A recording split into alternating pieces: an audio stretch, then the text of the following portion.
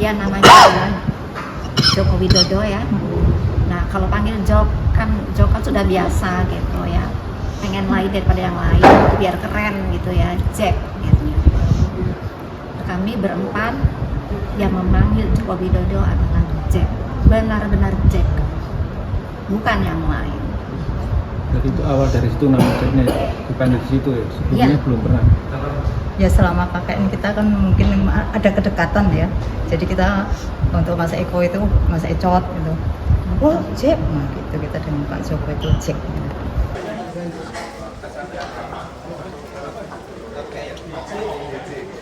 Wawancara yang diajukan oleh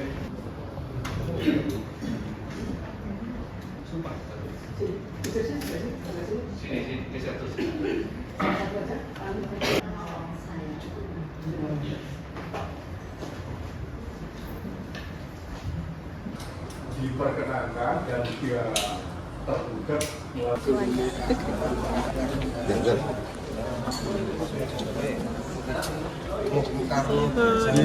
kasih.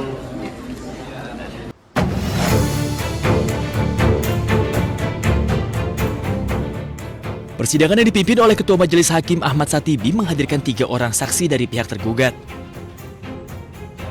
Di mana 2 orang saksi merupakan teman Jokowi saat menjalani program KKN, sementara 1 orang saksi lain merupakan anak kepala desa di tempat Jokowi melakukan program KKN saat berkuliah. Sidang diwarnai hujan interupsi dari pengacara tergugat. Kuasa hukum tergugat memprotes keras pertanyaan dari pihak penggugat yang dinilai melenceng dari substansi materi sidang. yang mulia monitorasi keberatan cukup ya. Nadanya sudah menyudutkan kepada saksi ini. Etikanya gimana? Saya tidak melanggar. Silakan. Keras karena pertanyaan yang disampaikan sebenarnya tidak substansial, semisal ada tidaknya listrik dan seterusnya itu kan bukan substansi. Yang substansi dalam hal ini adalah bahwa benar Pak Jokowi sebagai salah satu anggota kelompok peserta KKN dari UGM pada tahun 1985 yang dilaksanakan antara bulan Maret sampai Juni di Desa Ketoyan, Kecamatan Wonosegoro, Kabupaten Boyolali. Substansinya adalah itu. Dinamika saja kalau saya lebih mencubit itu kepanikan karena kita bisa melanjangi saksi. Kan sepanjang saya tidak dilarang, tidak ditegur palu oleh hakim, itu hak kami. Kami juga tidak menginterupsi rekan kami Pak JP Irfan. Secara pribadi saya tidak ada masalah dengan Pak JP Irfan. Usai mendengarkan keterangan saksi, sidang pun ditunda dan akan dilanjutkan kembali pekan depan dengan agenda mendengarkan keterangan saksi ahli.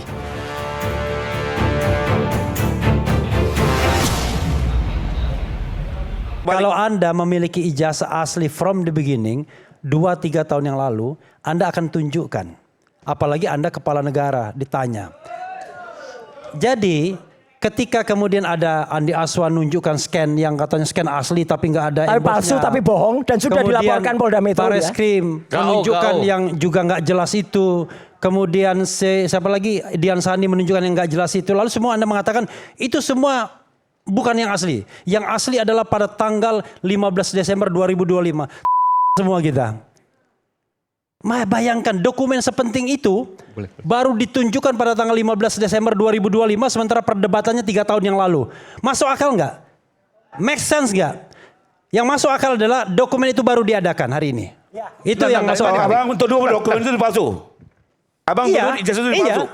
Baru diadakan minggu kemarin. Itu keyakinan saya. Iya, itu keyakinan saya. Ini penting. Jadi ini waktu ditunjukkan itu di Polda itu baru dibuat. Ya ini tuduhan Bang Refli nih. Jadi kok tuduhan gimana? Tadi baru dibuat. Keyakinan itu nggak bisa dikriminalisasi. Pendapat saya adalah bahwa dokumen yang ditunjukkan pada tanggal 15 Desember 2025 bukan dokumen asli. Dan itu sama dengan keyakinan Roy Suryo 99,9 itu palsu. Bang, itu baru dibikin. Jadi selama ini sebentar Bang, saya sebentar serius nih Bang Refli. Abang orang hukum Bang, masa bicaranya judgement Bang itu nggak benar Bang.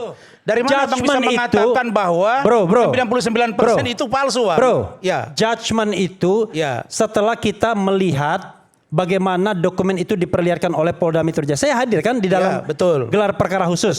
Satu, kalau kita menggunakan prinsip good governance, clean government, ketika itu tidak boleh difoto, tidak boleh disentuh, tidak boleh macam-macam, diperlihatkan pada saat terakhir jam 11 malam, maka logika kita akan mengatakan there must be something wrong, ya kan?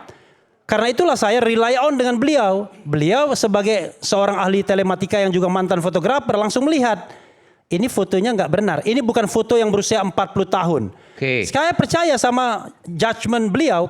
Bang, saya boleh kita pakai nyatakan logika saya akan lebih percaya kepada saudara Rifai dan kawan-kawan.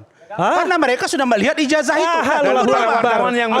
Karena beliau sudah pasti lihat. Satu, kalau abang mengatakan tadi bahwa sengaja dibuat jam 11 malam baru diperlihatkan ijazah itu, pada faktanya saudari Elida Neti sebagai klaster pertama yang ikut di dalam gelar perkara dimaksud, dia menyatakan bahwa pagi hari itu dia melihat. Anda percaya dengan Elida Neti? Ya. Siapa itu? Elida Neti. Anda percaya sama Elida Neti?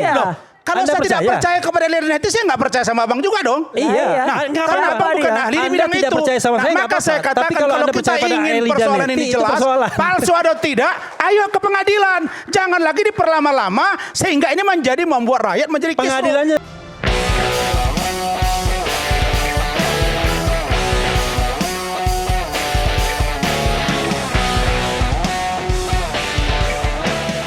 Indonesia menumbangkan Vietnam pada perempat final AFC Futsal Asian Cup 2026 di Indonesia Arena Jakarta pada Selasa malam. Wendy Bryan Eek membuka keunggulan Indonesia ketika laga baru berjalan 4 menit.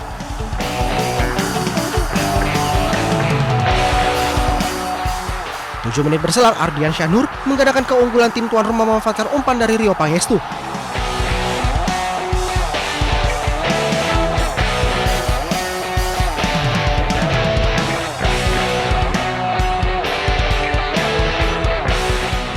Pada babak kedua, tepatnya pada menit ke-25, Vietnam memperkecil kedudukan lewat sepakan Nguyen Da Hai.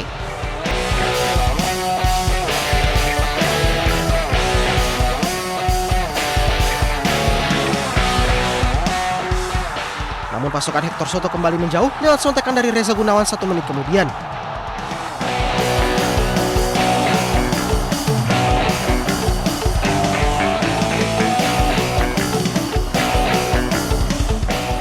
Da Hai tampil apik dengan mencetak gol keduanya dan memperkecil ketertinggalan Vietnam pada menit ke-36.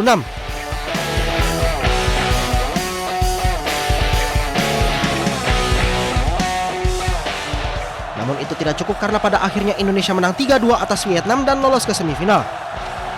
Catatan ini menjadi sejarah karena ini semifinal perdana dalam 11 kali keikutsertaan Indonesia di AFC Futsal Asian Cup. Di semifinal, Indonesia akan melawan salah satu tim unggulan yaitu Jepang.